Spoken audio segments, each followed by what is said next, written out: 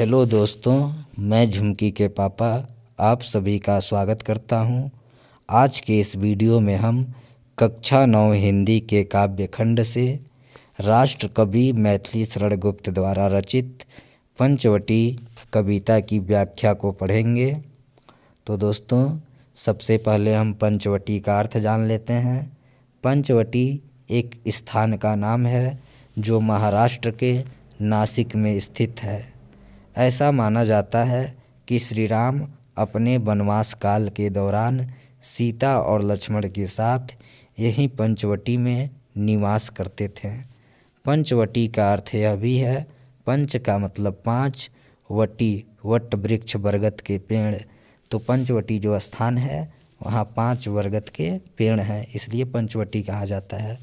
तो प्रस्तुत कविता में मैथिली शरण गुप्त ने पंचवटी के सौंदर्य का वर्णन किया है। तो चलिए शुरू करते हैं, ध्यान दीजिएगा। चारू चंद्र की चंचल किरणें खेल रही है जल थल में, स्वच्छ चांदनी बिछी हुई है अवनी और अंबर तल में। चारू अर्थार्थ सुंदर, चंद्र अर्थार्थ चंद्रमा की चंचल किरणें खेल रही है जल थल में। जल, थल का मतलब भूमि, पृथ्वी, खेल रही है मतलब फैली हुई है। पुनः समझ लीजिए, चारू चंद्र की चंचल किरणें खेल रही है जल थल में, सुंदर चंद्रमा की चंचल किरणें जल और थल, जल और पृथ्वी पर फैली हुई है। स्वच्छ चांदनी बिछी हुई है अवनी और अंबर तल में। चंद्रमा की स्वच्छ और सफ़ेद चांदनी, अवनी, अवनी का अर्थ होता है धरती, अंबर तल का अर्थ होता है आकाश तल। और चंद्रमा की स्वच्छ सफ़ेद चांदनी धरती और आकाश में बिछी हुई है, छाई हुई है। इस पंक्ति में च, यहाँ भी देखिए च, और यहाँ भी च, यहाँ भी च। तो च वर्ण की आवृत्ति बार बार हुई है, इसलिए इस पंक्ति में अनुप्रास अलंकार है। अब आगे देखिए। पुलक प्रकट करती है धरती हरित तृणों के नोकों से। पुलक अर्थात रोमांच। रोमांच कब होते हैं? जब बहुत प्रसन्नता होती है, खुशी होती है, तो हम रोमांच से भर जाते हैं। पुलक, पुलक का मतलब रोमांच। प्रकट करती है, प्रकट करती है मतलब दिखाती है, व्यक्त करती है। धरती हरित तृणों के नोकों से। तृण, हरित का अर्थ होता है हरा, तृण, तृण का अर्थ होता है तिनका या घास। हम यहाँ पे तृण का अर्थ घास लेंगे। तो समझिएगा, पुलक प्रकट करती है धरती हरित तृणों के नोकों से। यह धरती हरित तृणों के नोकों से, हरे घासों की नोकों से, यह धरती अपने हरे घास की नोकों से पुलक प्रकट करती, अपने खुशियों को प्रकट करती है, दिखलाती है। मानो झूम रहे हैं तरु भी मंद पवन के झोंकों से, और मंद मंद पवन के झोंकों से, और मंद मंद पवन के झोंकों से मानो झूम रहे हैं तरु भी। मानो, तरु, तरु का अर्थ होता है वृक्ष, झूम रहे हैं। और मंद मंद बहने वाली हवाओं के झोंकों से मानो वृक्ष भी झूम रहे हैं, तरु झूम रहे हैं, वृक्ष भी झूम रहे हैं। तो इसमें इन पंक्तियों में देखिए कौन सा अलंकार है? मानो शब्द आया। तो जहाँ पे मानो, जानो, जन हो, मन हो इत्यादि शब्द आए, वहाँ पे उत्प्रेक्षा अलंकार होता है, तो उत्प्रेक्षा अलंकार। अब चलिए अगले की तरफ बढ़ते हैं। पंचवटी की छाया में। पंचवटी में कौन सा समास है? द्विगु समास। द्विगु समास क्या होता है? पूर्व पद संख्यावाची होता है, उत्तर पद प्रधान होता है। तो पंच देखिए संख्यावाची है, पंच का मतलब 5, वटी, वट का मतलब बरगद का पेड़। तो पंचवटी की छाया में 5 बरगद के पेड़ों की छाया में है सुंदर पर्ण कुटीर बना। पर्ण का मतलब पत्तों की, घास की, कुटीर बना, कुटिया का मतलब झोपड़ी। 5 बरगद के पेड़ों की छाया में सुंदर पर्ण कुटीर बना, एक सुंदर घास फूस की कुटिया या झोपड़ी बनी हुई है। उसके सम्मुख, उसके सम्मुख, सम्मुख का अर्थ होता है सामने। उसके सामने, किसके सामने? उस कुटिया के सामने स्वच्छ शिला पर, एक साफ सुथरे शिला पर, शिला अर्थात चट्टान, पत्थर पर, धीर, धीर का मतलब धैर्यवान, वीर का मतलब वीर, निर्भीक का मतलब निडर, मना का मतलब मनवाला पुरुष बैठा हुआ है। उसके सम्मुख स्वस्थ शिला पर, उस कुटिया के सामने साफ सुथरी चट्टान पर एक धैर्यवान वीर और निडर पुरुष बैठा हुआ है। आगे देखिए, जाग रहा यह कौन धनुर्धर, धनुर्धर अर्थात धनुषधारी, जो धनुष धारण किया हो। जाग रहा यह कौन धनुर्धर, जबकि भुवन भर सोता है। भुवन भर अर्थात सारा संसार। जाग रहा यह कौन धनुर्धर, यह धनुषधारी कौन है, यानी जो वीर पुरुष चट्टान पे बैठा है कुटिया के सामने, वह धनुष पकड़ा हुआ है। तो जाग रहा यह कौन धनुर्धर, यह धनुषधारी पुरुष कौन है। जाग रहा यह, जो अभी भी जाग रहा है, जबकि भुवन भर सोता है, जबकि भुवन भर अर्थात सारा संसार सो रहा है। आगे देखिए, भोगी कुसुमायुध योगी सा बना दृष्टिगत होता है।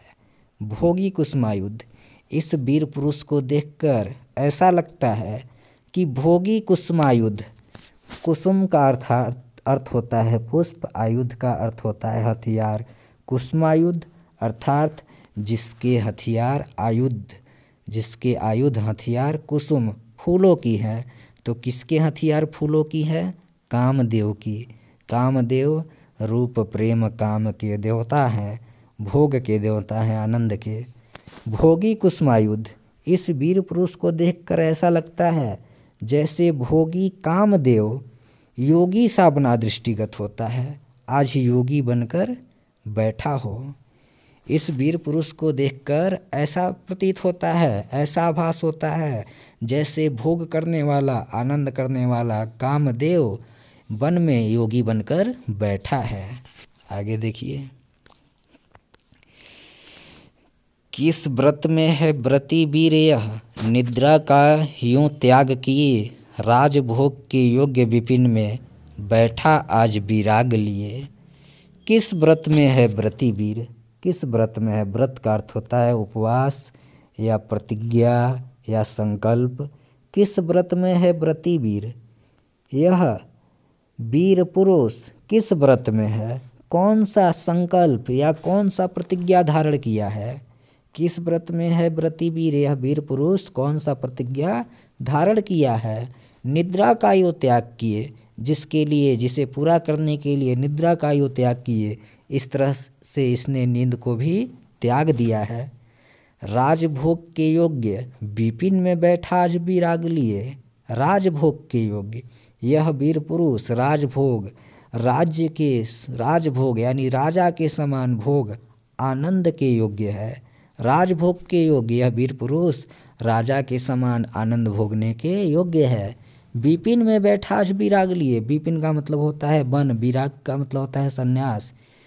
लेकिन वन में आज वैराग्य लिए क्यों बैठा है, एक बार पुनः समझ लीजिए इन दोनों पंक्तियों को। यह वीर पुरुष कौन सा व्रत या प्रतिज्ञा धारण किया है जिसके कारण इसने नींद का भी इस तरह से त्याग कर दिया है।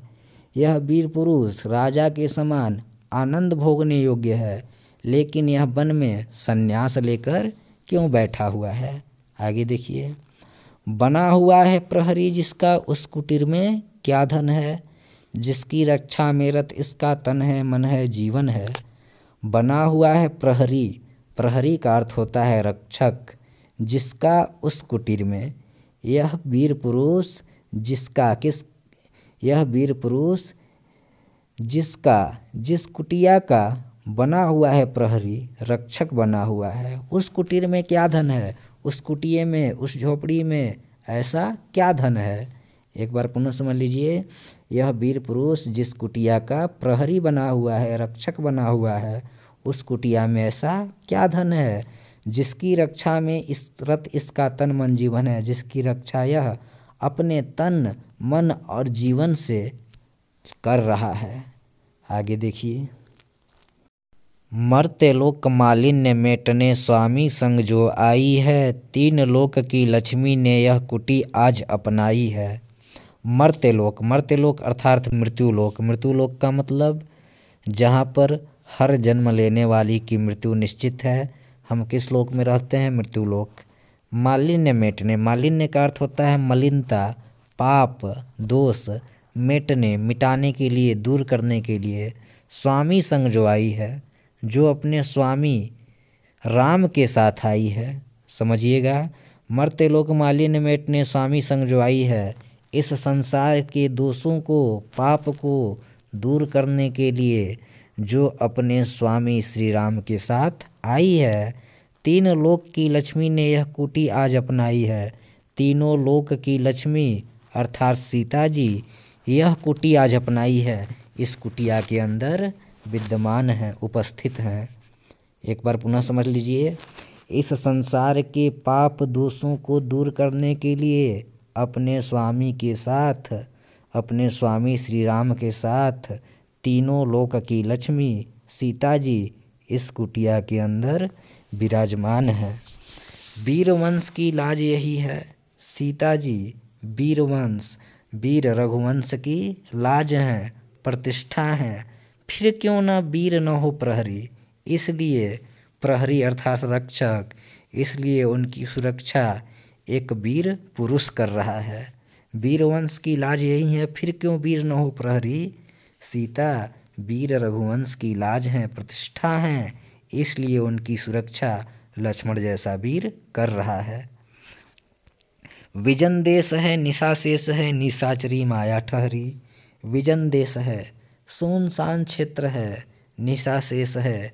विजन देश है, सुनसान जंगल है, निशा शेष है, रात अभी बाकी है। निशाचरी माया ठहरी, निशाचरी का मतलब राक्षस, राक्षस किसी भी माया जाल में फंसा सकते हैं, इसलिए उनकी सुरक्षा में लक्ष्मण जैसे वीर को लगाया गया है। आगे देखिए, ध्यान दीजिएगा। क्या ही स्वच्छ चांदनी है यह, है क्या ही निस्तब्ध निशा, है स्वच्छंद सुमंद गंध वह निरानंद है कौन दिशा। क्या ही स्वच्छ चांदनी है यह, अर्थात पंचवटी में साफ सुथरी चांदनी छाई हुई है क्या ही निस्तब्ध निशा। निस्तब्ध, निस्तब्ध का मतलब होता है शब्द रहित, बिना शब्द के, बिना आवाज़ की। निशा, निशा का मतलब रात। है क्या ही निस्तब्ध निशा, और रात सन्नाटे से भरी हुई है स्वच्छंद सुमंद गंध वह निरानंद है कौन दिशा। स्वच्छंद, स्वच्छ, सुमंद, मंद मंद, गंध सुगंधित, वह यानी हवा। स्वच्छ, सुगंधित और मंद हवाएं बह रही है। निरानंद है कौन दिशा, ऐसे वातावरण में निरानंद है कौन दिशा। निरानंद अर्थात बिना आनंद का, आनंद रहित कौन दिशाएं हो सकती है, अर्थात चारों दिशाओं में आनंद ही आनंद छाया है। आगे देखिए, बंद नहीं है अब भी चलते हैं नियति नटी के कार्यकलाप, पर कितने एकांत भाव से, कितने शांत और चुपचाप। बंद नहीं है अब भी चलते हैं नियति, नियति का अर्थ भाग्य, नटी, नटी का अर्थ नर्तकी के कार्यकलाप। बंद नहीं है अब भी चलते हैं नियति नटी के कार्यकलाप। भाग्य रूपी नर्तकी के, तो यहाँ मानवीकरण अलंकार हो गया। भाग्य रूपी नर्तकी के कार्यकलाप अब भी बंद नहीं हुए हैं, पर कितने एकांत भाव से, कितने शांत और चुपचाप। भाग्य रूपी नर्तकी के कार्यकलाप, क्रियाएं अभी भी बंद नहीं हुए हैं। भाग्य रूपी नर्तकी अपने कार्य को बड़ी ही एकांत भाव से और शांत चुपचाप किए जा रही है। अर्थात इस चांदनी रात में जब सभी लोग सो रहे हैं, इस सन्नाटे भरी रात में जब सारा संसार सो रहा है, तो भी भाग्य अपने कार्य को निरंतर एकांत भाव से चुपचाप किए जा रही है। आगे देखिए, है बिखेर देती वसुंधरा मोती सबके सोने पर, रवि बटोर लेता है उनको सदा सवेरा होने पर। है बिखेर देती वसुंधरा, वसुंधरा का मतलब होता है धरती या पृथ्वी। है बिखेर देती वसुंधरा मोती सबको सोने पर। कवि कहते हैं कि संध्या को सभी के सो जाने पर, रात्रि में सभी को सो जाने पर, बिखेर देती वसुंधरा मोती। वसुंधरा यह पृथ्वी आकाश में तारे रूपी मोतियों को बिखेर देती है। एक बार पुनः समझ लीजिए, है बिखेर देती वसुंधरा मोती सबको सोने पर। यह धरती रात्रि में सभी के सो जाने पर। मोती, तारों को मोती मान लिया गया। आकाश में तारे रूपी मोतियों को बिखेर देती है। रवि बटोर लेता है उनको सदा सवेरा होने पर। रवि, रवि का अर्थ होता है सूर्य, और सूर्य इन तारे रूपी मोतियों को सदा सवेरा होने पर बटोर लेता है, समेट लेता है। एक बार पुनः समझ लीजिए। कवि कहते हैं कि रात्रि में सभी के सो जाने पर धरती आकाश में तारे रूपी मोतियों को बिखेर देती है, और फिर सदा सुबह होने पर सूर्य उन तारे रूपी मोतियों को बटोर लेता है और अपनी विरामदायिनी संध्या को दे जाता है। और सूर्य जाते समय विरामदायिनी संध्या को दे जाता है, सभी प्राणियों के लिए आरामदायक संध्या को दे जाता है। विरामदायिनी अर्थात आरामदायक संध्या को दे जाता है। अर्थात जब सूर्य अस्त होता है तो एक आरामदायक संध्या को दे जाता है, जब सभी प्राणी दिन भर अपने कार्यों से थक कर आराम करते हैं। शून्य श्याम तनु, जिससे उसका नया रूप झलकता है। शून्य, शून्य का अर्थ होता है श्याम।